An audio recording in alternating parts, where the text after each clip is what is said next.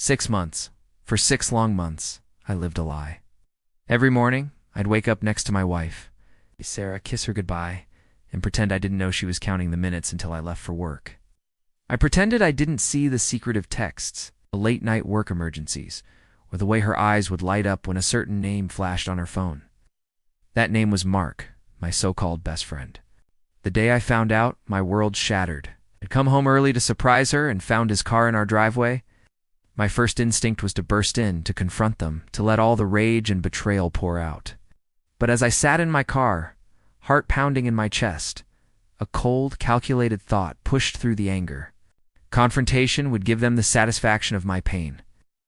It would let them control the narrative. Now, they didn't deserve an easy way out. They deserved a masterpiece of a downfall. So, I started planning. The first step was to play the part of the oblivious, loving husband. I became more attentive than ever. I brought her flowers, planned romantic dinners, and told her how much I loved her, all while gathering evidence. I set up a discreet security camera, the kind you'd find in a teddy bear on our bookshelf. I started forwarding her suspicious text message logs to a secret email account. It was gut-wrenching to watch the footage, to read the words they exchanged, but every piece of evidence fueled my resolve. I learned their routine.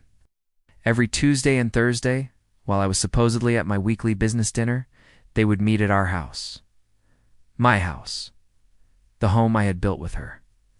The anger was a constant fire in my gut, but I channeled it into my plan. Over the next few months, I quietly moved my most valuable and sentimental belongings into a storage unit. I opened a new bank account and started diverting a portion of my salary.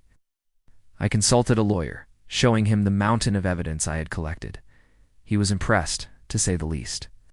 He said it was one of the most comprehensive cases he'd ever seen. We prepared the divorce papers, ready to be filed at a moment's notice. The final piece of my plan was the most satisfying.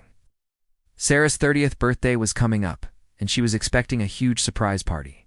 She'd been dropping hints for weeks. Oh, she was getting a surprise, all right. Just not the one she imagined.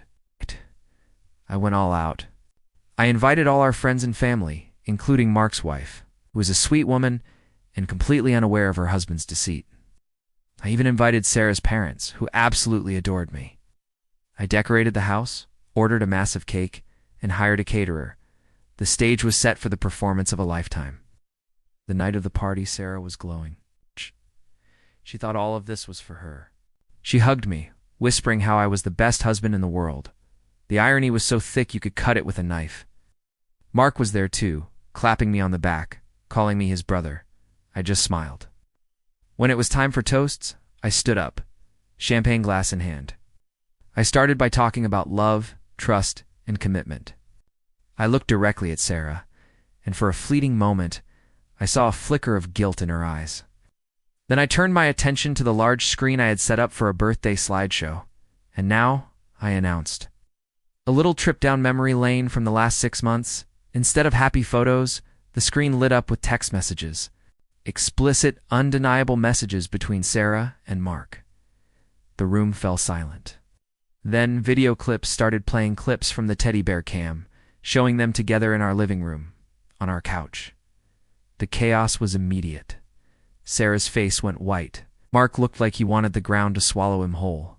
His wife let out a sob, and Sarah's parents just stared, their faces a mixture of horror and disbelief.